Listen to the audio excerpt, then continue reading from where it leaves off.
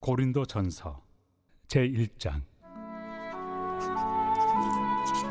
하나님의 뜻을 따라 그리스도 예수의 사도로 부르심을 받은 바울과 형제 소스데네는 고린도에 있는 하나님의 교회 곧 그리스도 예수 안에서 거룩하여지고 성도라 부르심을 받은 자들과 또 각처에서 우리의 주 곧 그들과 우리의 주 되신 예수 그리스도의 이름을 부르는 모든 자들에게 하나님 우리 아버지와 주 예수 그리스도로부터 은혜와 평강이 있기를 원하노라. 그리스도 예수 안에서 너희에게 주신 하나님의 은혜로 말미암아 내가 너희를 위하여 항상 하나님께 감사하노니 이는 너희가 그 안에서 모든 일 곧 모든 언병과 모든 지식의 풍족함으로 그리스도의 증거가 너희 중에 견고하게 되어 너희가 모든 은사에 부족함이 없이 우리 주 예수 그리스도의 나타나심을 기다림이라.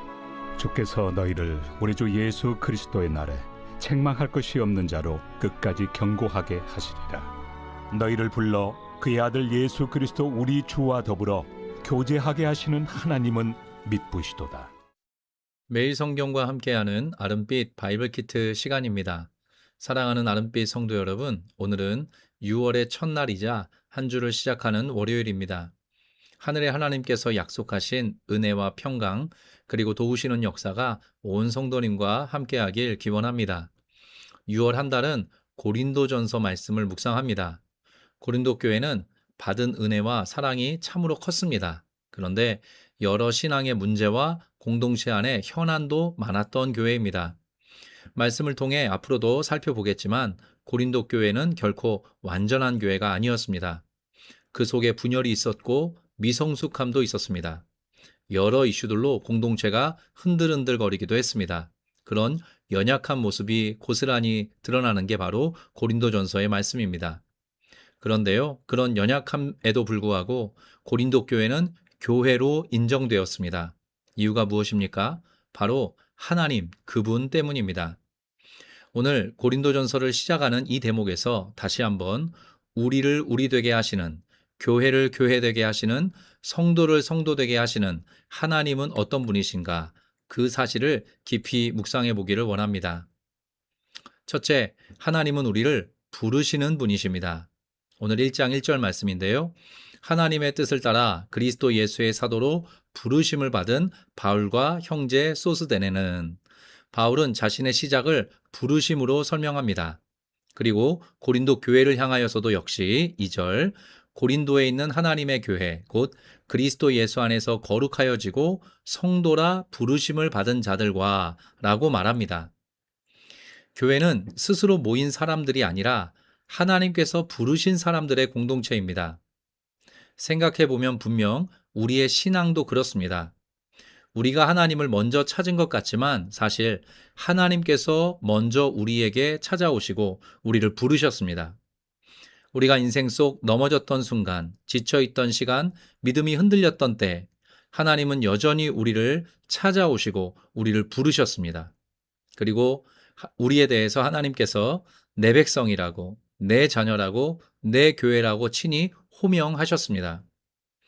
6월의 첫날 다시 한번 이 사실을 우리가 꼭 기억했으면 좋겠습니다. 우리는 우연히 여기 있는 사람이 아니라 하나님께 부름받은 사람입니다. 우리가 성도로 하나님의 자녀로 그리스도의 교회로 존재하고 유지할 수 있는 이유는 우리를 부르신 하나님 덕분입니다. 거기에 우리의 소망과 기대가 있습니다. 로마서 8장은 이렇게 말합니다. 우리가 알거니와 하나님을 사랑하는 자, 곧 그의 뜻대로 부르심을 입은 자들에게는 모든 것이 합력하여 선을 이루느니라. 여러분 정말 믿으시죠? 개인의 문제, 가정의 문제, 교회 공동체를 비롯한 우리 관심사 속 여러 이슈들이 우리에게 있습니다. 그러나 분명 우리를 부르신 하나님께서 그 모든 것이 합력하여 우리에게 선이 되도록 만들어 주실 것입니다.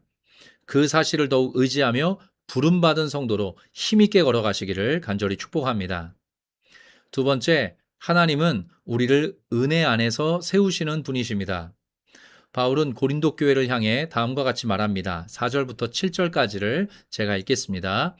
그리스도 예수 안에서 너희에게 주신 하나님의 은혜로 말미암아 내가 너희를 위하여 항상 하나님께 감사하노니 이는 너희가 그 안에서 모든 일, 곧 모든 언변과 모든 지식의 풍족함으로 그리스도의 증거가 너희 중에 견고하게 되어 너희가 모든 은사에 부족함이 없이 우리 주 예수 그리스도의 나타나심을 기다림이라. 너희가 그 안에서 모든 일을 감당하기에 풍족하다라고 사도 바울은 고린도 교회에 말합니다. 너희에게 주신 하나님의 은혜로 감사하다. 너희가 언변과 지식에 풍족하고 그리스도의 증거가 또한 너희 안에 견고히 서 있다. 너희가 또한 모든 은사에 부족함이 없다라고 지금 바울은 이야기하고 있습니다. 놀라운 건 이것이 완벽한 사람들을 향한 말이 아니라는 점입니다. 여전히 부족함이 많습니다. 연약함이 많습니다. 바로 고린도 교회 그 부족함과 연약함이 많은 공동체를 향해 하나님의 은혜, 하나님의 은사, 그로 인한 풍족함을 선언하고 있습니다. 신앙생활을 하다 보면 우리는 우리 자신을 자주 정죄할 때가 있습니다. 나는 왜 이 모양일까? 왜 아직도 나는 이렇게 부족할까? 나는 왜 이런 연약함, 부족함, 투성이일까? 그런데 성경은 우리의 어떠함이 아닌 하나님의 어떠함을 우리의 구원과 우리의 모든 삶의 근원으로, 시작으로 선언하고 있습니다. 하나님께서는 우리의 부족함보다 먼저 그분의 은혜를 선언하십니다. 때문에 교회는 완벽한 사람들의 모임이 아니라 은혜로 붙들린 사람들의 공동체입니다. 교회는 스스로 완벽하기를 꿈꾸는 이들의 공동체가 아니라 하나님의 은혜와 은사로 섬기길 원하는 이들의 공동체입니다. 그러므로 우리는 기억해야 합니다. 성도란 자신의 완벽함으로 서는 존재가 아니다. 하나님의 은혜로 세워지는 존재이다. 건강한 영성이란 하나님과의 관계 안에서 자신을 건강히 긍정하는 것에서 시작합니다. 저는 저를 비롯한 아름빛교회 모든 성도님들께서 건강한 영성의 주인공 되기를 바랍니다. 저도 하나님 안에서 비로소 저 자신을 더욱 사랑하게 되었습니다. 저는 완벽하지 못하고 흠이 많습니다. 부족함과 연약함 투성이입니다. 그런데 하나님의 관점으로, 주님의 관점으로 저를 바라보며 지금 이 시간 소망을 갖습니다. 주께서 사랑하시는 아름빛교회 모든 성도님, 여러분 한 분 한 분에게도 하나님의 손길이 묻어 있습니다. 하나님께서 여러분에게 고유한 성향과 기질과 은사와 달란트를 주셨습니다. 완벽한 사람으로 빚은 게 아닙니다. 여러분에게 주신 그것으로 여러분에게 맡기신 사명을 잘 감당하며 걸어가실 수 있도록 하나님이 은혜를 주실 것입니다. 그럼에도 혹 부족함이 있다고 느끼실 때가 있을 것입니다. 그때 이 말씀을 기억하십시오. 후히 주시고 꾸짖지 않으시는 하나님에 대한 약속입니다. 야고보서 1장 5절입니다.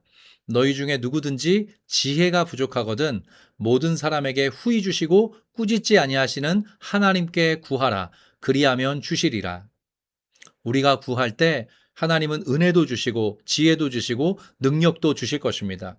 필요한 은사도 더해 주실 것입니다. 하나님께서 우리에게 맡기신 그 사명을 잘 감당하며 살아가도록 하나님은 우리를 도와주실 것입니다.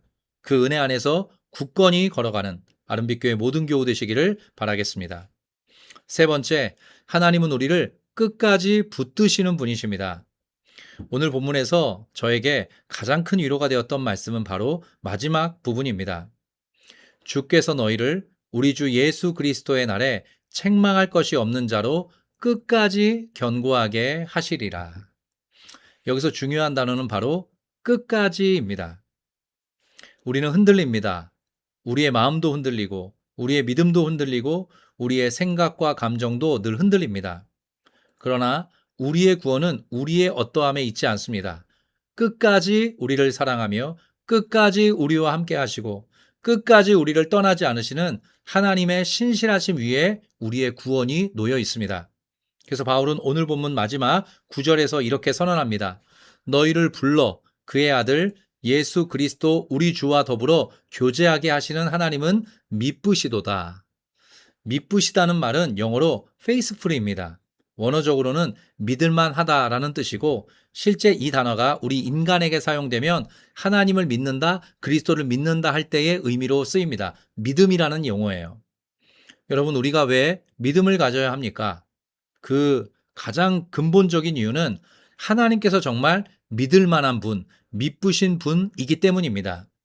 우리를 부르시고 우리와 함께 하시되 그 선택과 사랑을 절대로 접지 않으시는 분, 정말 믿을 만한 분, 믿으신 분이 우리 하나님이시기 때문에 우리는 그분을 향한 믿음을 가져야 합니다. 하나님은 신실하십니다. 하나님은 믿으십니다. 여러분, 그 사실을 꼭 기억하시기를 바랍니다. 그 하나님의 신실하심, 믿으심을 의지하고 붙들며 이번 한 주, 이번 한 달 힘있게 살아가시기를 축복합니다. 제가 두 구절을 인용해 드립니다. 요한복음 13장 1절인데요. 유월절 전에 예수께서 자기가 세상을 떠나 아버지께로 돌아가실 때가 이른 줄 아시고 세상에 있는 자기 사람들을 사랑하시되 끝까지 사랑하시니라. 하나님의 끝까지 사랑하시는 그 마음이 예수 그리스도를 통해 드러났습니다. 시편 37편 1절부터 3절도 제가 읽어드리겠습니다. 악을 행하는 자들 때문에 불평하지 말며 불의를 행하는 자들을 시기하지 말지어다. 그들은 풀과 같이 속히 배임을 당할 것이며 푸른 채소같이 쇠잔할 것이미로다. 여호와를 의뢰하고 선을 행하라. 땅에 머무는 동안 그의 성실을 먹을거리로 삼을지어다. 시편 37편은 악인들의 형통 속에서 믿음의 사람들이 어떻게 살아가야 하는가, 그것에 대한 답을 주고 있습니다. 하나님을 믿지 않는 악인들, 그들의 잘 먹고 잘 사는 그 모습 속에 그것을 바라보며 신음하고 번민하는 성도가 계시다면 여러분 3절의 말씀입니다. 그의 성실을, 하나님의 성실하심을, 하나님의 신실하심을, 하나님의 믿으심을 먹을거리로 삼으시기를 축복합니다. 하루에도 몇 번씩 우리가 음식물을 섭취하며 우리의 삶을 영위합니다. 바로 그와 꼭 똑같이 하나님의 성실하심, 하나님의 신실하심, 하나님의 믿으심을, 하나님의 믿을만 하심을 우리가 섭취하며 살아갈 수 있어야 합니다.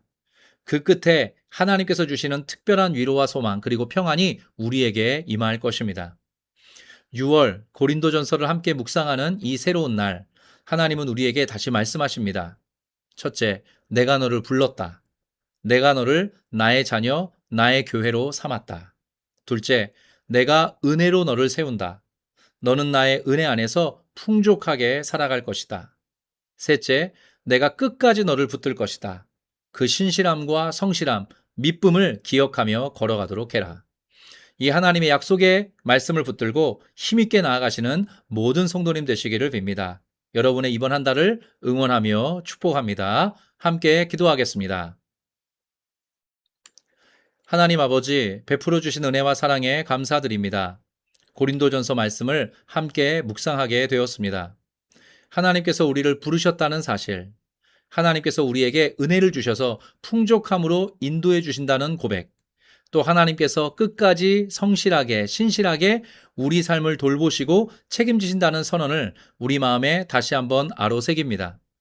성경의 이 위대한 선언들이 저와 아름빛교회 모든 성도님의 삶에 풀어지고 적용되고 경험되길 소원합니다. 하나님의 놀라운 은혜와 사랑으로 함께하여 주옵소서. 특별히 끝까지 신실하게, 성실하게 우리를 사랑하시고 품으시며 붙드시는 하나님의 손길을 의지하며 기도합니다. 건강의 문제, 경제적인 문제, 관계의 문제, 내면의 아픔과 상처의 문제를 가지고 전전긍긍할 수밖에 없는 연약한 성도님이 계십니다.